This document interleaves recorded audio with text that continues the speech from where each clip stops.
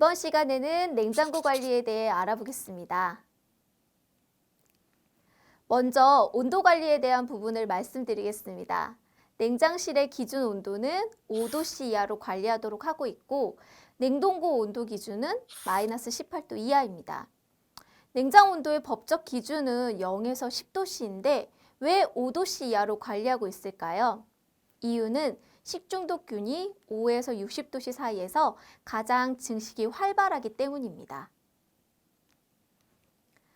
냉장고와 냉동고를 바르게 관리하지 않아 온도관리 위반일 경우에 법 제3조 다항, 식품 등의 보관 운반 진열 시에 식품 등의 기준 및 규격이 정하고 있는 보존 및 유통 기준에 적합하도록 관리하지 아니한 경우 냉동 냉장 시설 및 운반 시설을 정상적으로 작동시키지 아니한 경우에 해당되어서 과태료 100만 원이 부과됩니다. 그래서 냉장 냉동고의 온도는 내부 온도계를 설치하여 적정 온도를 관리해야 하는데요. 온도계는 외부에서 확인이 가능한 디지털 온도계가 부착되어 있어야 하고 올바른 설치 상태는 온도 센서는 냉장 냉동고 안쪽에 고정되어 있어야 하고 온도계 액정은 냉장고 밖에 설치되어 외부에서 온도 확인이 가능해야 합니다. 가령 냉장고에 이런 온도 표시가 부착되어 있어서 별도의 온도계 설치가 필요 없다고 생각하시는 경우가 많은데요. 이 온도계는 냉장고의 설정 온도라고 보시면 됩니다. 그렇기 때문에 별도의 내부 온도계를 설치하여 관리하셔야 합니다. 위생 점검 시 온도계가 잘못 설치되어 냉장 냉동고의 온도 관리가 잘 안 되는 곳이 많습니다. 잘못된 사례를 보면 사진처럼 온도계 설치를 잘못한 경우입니다. 센서는 냉장고 안쪽에 부착되어 있고 온도 확인 가능한 액정은 외부에 설치되어 있어야 하는데 1번 그림에 보시면 1번 사진에는 잘못 설치가 되어 있죠. 그리고 2번과 3번 사진처럼 센서 설치가 잘못된 경우도 많이 있습니다. 센서는 자주 떨어질 수 있기 때문에 사용 시 센서의 위치를 확인하고 수시로 관리해 주셔야 합니다. 또한 디지털 온도계가 부착되어 있더라도 섭씨의 기준이 아닌 화씨로 온도 설정이 잘못되어 있는 경우도 많이 있습니다. 온도계가 민감해서 문을 열고 닫을 때 설정이 변경되는 경우가 많으니 수시로 점검해 주시기 바라겠습니다. 냉장고 청결 관리 상태 알아보도록 하겠습니다.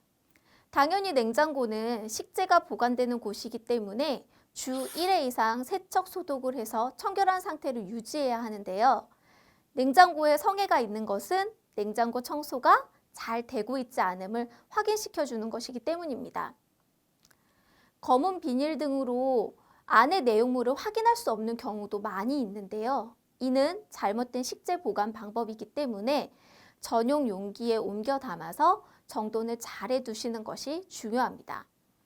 또 냉장고 안에 외포장지나 종이박스가 그대로 들어있는 경우가 있는데요. 이런 상태는 식재 보관 관리 불량으로 지적을 받을 수 있습니다. 외포장 박스는 배송 중에 외부로 노출되어 있는 오염 상태의 물건으로서 인식을 하셔야 하고요. 특히 이 종이박스는 냉장고 안에 습기를 흡수하게 되고 온갖 세균의 온상이 될 수 있기 때문에 냉장고에는 외포장지, 박스를 제거하고 식재를 보관하셔야 합니다. 냉장고에 보관되는 모든 식재는 덮개, 뚜껑 관리가 중요합니다. 간혹 계란 보관 용기에 덮개가 없는 경우를 흔히 볼 수 있는데요. 계란의 오염물질이 다른 식재를 오염시킬 수 있기 때문에 반드시 덮개를 덮어 보관하도록 합니다. 식재 관리를 잘할 수 있는 꿀팁 하나 드리자면 식재료 재고를 최소화하는 방법입니다. 재고가 많을수록 유통기한 관리나 보관 관리, 정리정돈, 교차 오염과 같은 관리 등이 어렵게 되기 때문에 재고는 수시로 체크하고 최소로 운영하시기 바라겠습니다. 냉장고 상단에는 익힌 음식이나 채소, 가공식품을 보관하시고요. 냉장고 하단에는 날음식이나 육류, 어류와 같이 식재를 보관하는 것도 방법입니다.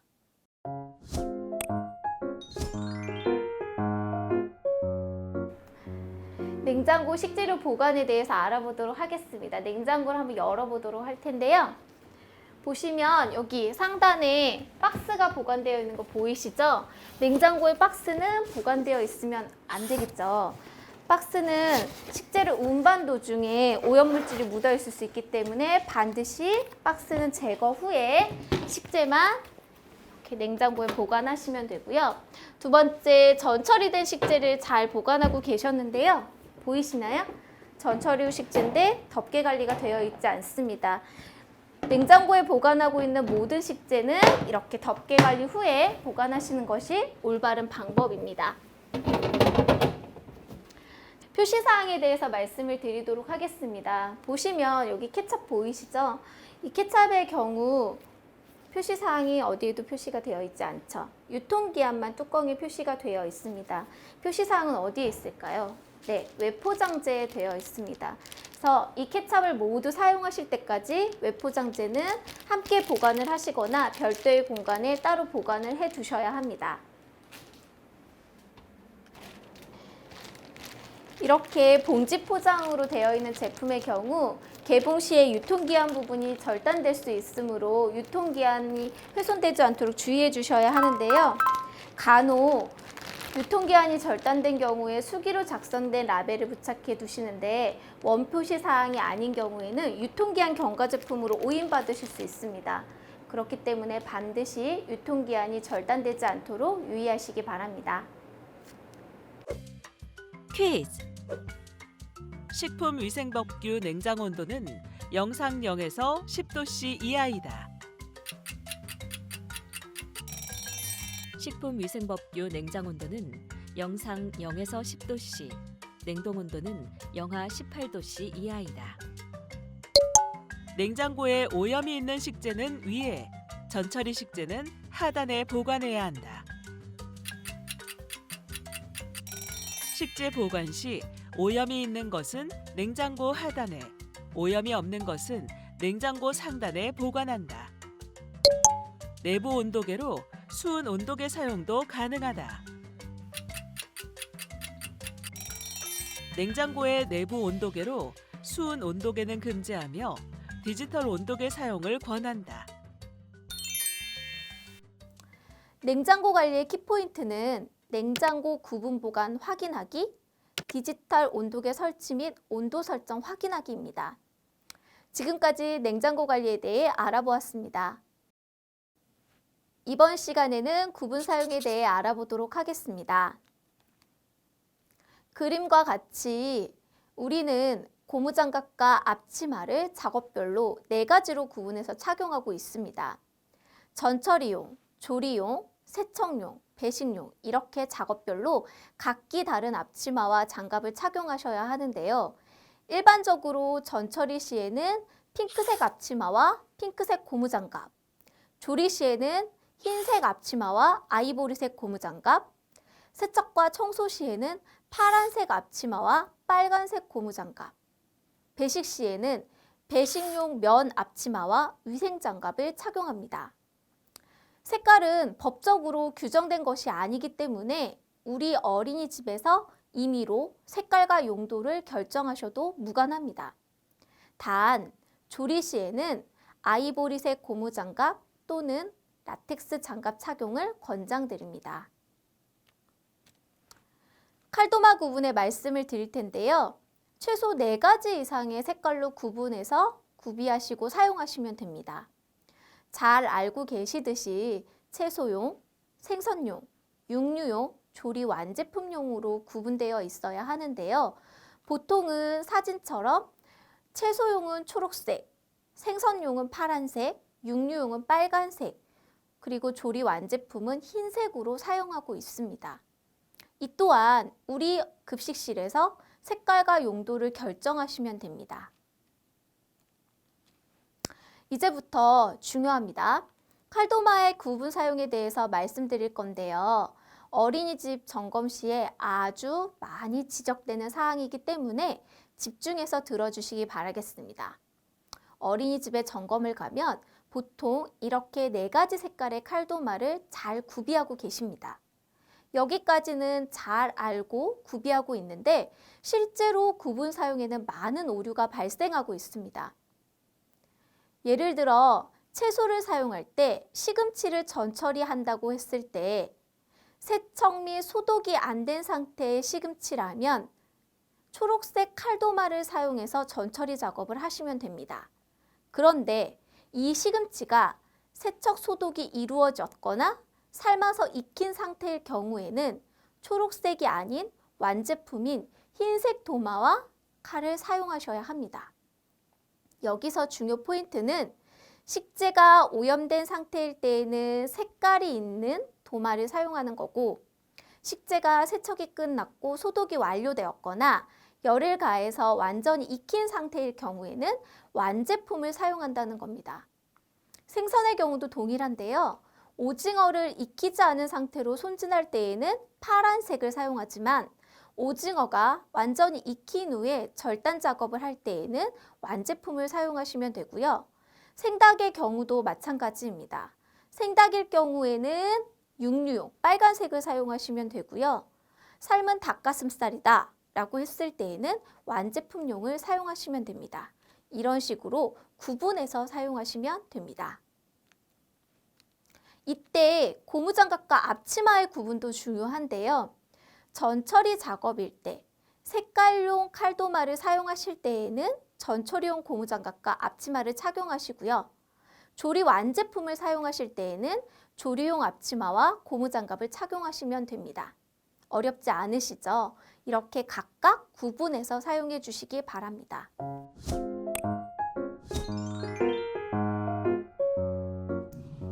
네, 칼도마 구분 사용에 대해서 말씀을 드릴 텐데요. 가장 헷갈려 하시는 것 중에 하나이기도 한데 이렇게 흙이 묻어 있거나 전처리 전에 하시는 것들은 세척이나 소독이 이루어지지 않은 채소의 경우에는 초록색 칼도마를 이용해서 껍질을 벗기시거나 전처리 작업을 하시는 게 옳은 방법이고요.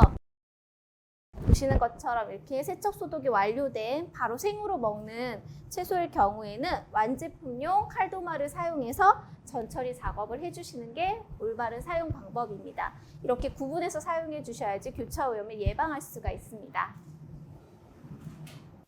영상처럼 채소를 초록색 도마로 표시해 두고 빨간 육류용 도마를 활용하여 절단하는 것은 구분 사용 위반입니다. 이런 것들을 잘 지켜주시기 바라겠습니다. 식품위생법규에 따라서 식품 등을 절단하거나 취급할 때 칼도마를 각각 분리하여 사용하지 아니한 경우에는 과태료 50만 원이 부과되게 됩니다. 반드시 구분해서 사용해 주시는 거 잊지 마시기 바라겠습니다. 퀴즈. 전처리용 고무장갑을 착용 후 소독된 채소 작업을 해도 된다. 소독이 완료된 채소는 완제품 고무장갑을 사용하여야 한다. 칼, 도마 구분 사용을 바르게 하지 않은 경우 1차 과태료는 100만 원이다. 칼, 도마 구분 사용을 하지 않았을 경우 식품위생법 시행규칙 제100조 별표 27에 근거하여 1차 위반 시 과태료 50만 원이다. 익힌 오징어의 절단 작업은 완제품 도마를 사용한다. 익힌 오징어는 완제품 도마 사용이 가능하다. 구분 사용 관리의 키포인트는 구분 사용 표시 부착 여부 확인, 공정별 구분 사용 여부 확인입니다. 지금까지 구분 사용에 대해 알아보았습니다. 이번 시간에는 소독 관리에 대해 알아보도록 하겠습니다. 소독을 한다는 의미는 식재나 기구에 있는 미생물을 인체에 영향을 미치지 않을 정도로 안전한 수준까지 사멸시키는 것을 의미합니다. 소독의 방법에는 끓이는 열탕 방법, 햇볕에 노출시키는 방법, 자외선을 쪼이는 자외선 소독 방법 등 다양한 방법이 있습니다. 어린이집에서는 생채소와 기구 소독에 자주 사용되는 소독 방법으로 화학 소독 방법이 있습니다. 소독제를 이용한 소독은 소독제의 농도를 맞춰야 하기 때문에 많이 어려워하시는데요. 오늘 이번 시간을 통해서 소독제 만드는 쉬운 꿀팁을 알려드리도록 하겠습니다. 첫 번째 위생 점검 시에 생으로 먹는 채소와 과일을 염소 소독해야 하는데요. 채소와 과일을 익혀 먹었을 때는 끓이는 과정에서 식중독균을 사멸시킬 수 있습니다. 하지만 생으로 먹는 채소와 과일은 끓이는 과정이 없기 때문에 식중독균이 남아있을 수 있는데요. 단순히 세척하는 것만으로는 미생물의 수를 안전한 상태로 만들지는 못합니다. 때문에 생으로 먹는 채소와 과일은 화학소독, 즉 소독제를 사용해서 소독해야 합니다. 식약처 등에서 권장하는 방법은 염소 소독액을 사용하는 방식인데요. 염소 소독액을 이용한 채소, 과일 소독 방법을 말씀드리도록 하겠습니다. 채소와 과일을 소독하는 방법은 염소 소독액 100ppm에 5분간 침지한 후 먹는 물로 3회 이상 헹궈내면 됩니다. 이 문장을 보시면 어려운 단위의 숫자가 많이 쓰여 있습니다. 그래서 소독액 자체를 만드시는 걸 포기하는 경우가 많은데요. 오늘 매우 쉬운 방법을 알려드리도록 하겠습니다. 먼저 방법을 알려드리기 전에 염소 소독액이란 차염소산 나트륨 성분의 소독액을 말하는데요. 시중에 락스나 채소수 등의 이름으로 판매되고 있습니다. 여기 보시면 유효염소 농도 4%에 차염소산 나트륨이라고 쓰여 있는데요. 반드시 주의하셔야 하는 점이 있습니다. 선택한 소독액의 표시사항에 식품 첨가물이라고 표기되어 있는지 꼭 확인하셔야 합니다. 소독액은 식품 첨가물용과 기구 등의 살균 소독제로 나뉘어져 있는데요. 반드시 채소나 과일을 소독할 때에는 식품 첨가물로 표기되어 있는 것을 사용하셔야 합니다.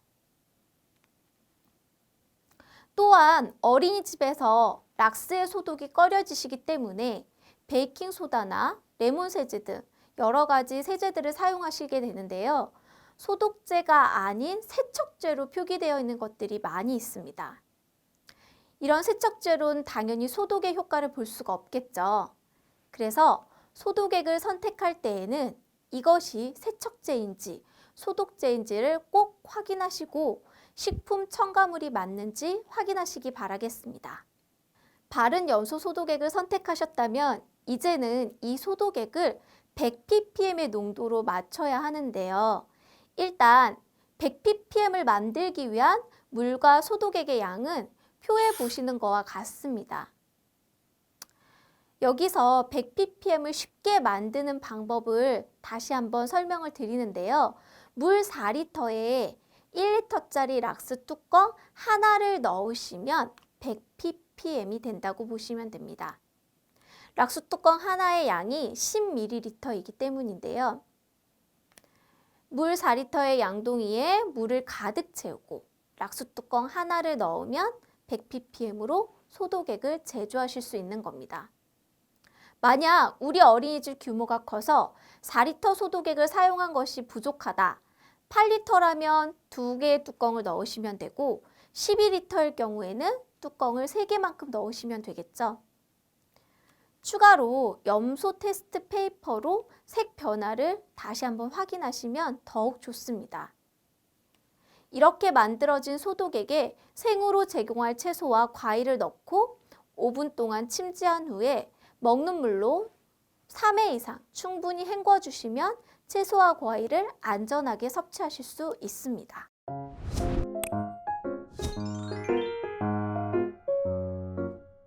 네, 채소를 소독하기 위해서 소독액을 한번 만들어 보도록 할 텐데요. 저는 4리터의 물을 준비했습니다. 거기에 식품 첨가물용 소독제를 뚜껑으로 하나만큼 넣으시면 10ml가 되거든요.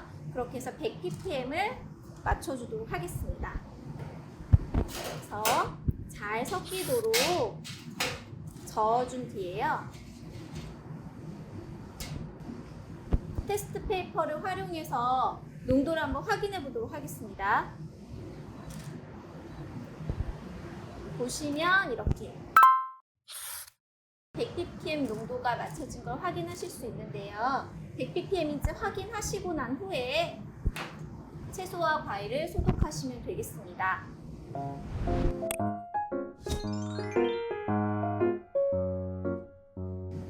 네, 100ppm으로 농도를 맞춘 소독액에 이렇게 소독할 채소와 과일을 넣어서 5분 동안 침지를 시켜주시면 되는데요. 저는 오늘 방울토마토를 넣어보도록 하겠습니다. 이렇게 모두 다 넣은 후에 잠길 수 있도록 해서 5분 동안 침지해 주신 후에 5분이 지난 후에 흐르는 물에 3회 이상 헹궈 주시면 되는데요. 깨끗한 물에 이렇게 담으셔서 3회 이상 깨끗이 헹궈 주시면 소독이 되겠습니다. 칼도마와 같은 기구 소독을 할 때에는 주로 염소 소독액 200ppm의 농도로 사용을 하는데요. 아까 100ppm의 소독액 만드는 방법 기억하고 계시나요? 물 4리터에 뚜껑 하나만큼의 양 10ml를 넣으면 된다고 말씀드렸죠. 그럼 200ppm을 만들려면 물 4리터에 뚜껑 2개만큼 20ml를 넣으면 200ppm이 됩니다. 기구를 소독할 때에는 식품 첨가물이 아닌 기구 등의 살균 소독제로 표기되어 있는 차염수산 나트륨을 사용하시면 되고요. 꼭 염소 소독제일 필요는 없고 요오드나 쿼츠 등을 용도와 용법에 맞게 사용하셔도 됩니다. 그림과 같이 물 4리터에 20ml의 차염소산 나트륨을 넣으시면 테스트 페이퍼에 200ppm이 맞춰집니다. 퀴즈! 생채소, 과일을 소독 시 염소 소독액의 농도는 200ppm이다. 생채소, 과일 소독은 염소 소독 농도 100ppm이다. 기구 소독 시 물 20리터에 차 염소산 나트륨은 100ml를 넣어 농도를 맞춘다. 기구 소독은 물 1리터당 차 염소산 나트륨 5ml이므로 100ml를 넣어 200ppm 농도를 맞춰 사용한다. 소독 관리의 키포인트입니다. 소독제는 식품 첨가물, 기구 등의 살균 소독제인지 여부를 확인하시고요. 소독 농도 맞춰 활용하기입니다. 지금까지 소독 관리에 대해 알아보았습니다. 감사합니다.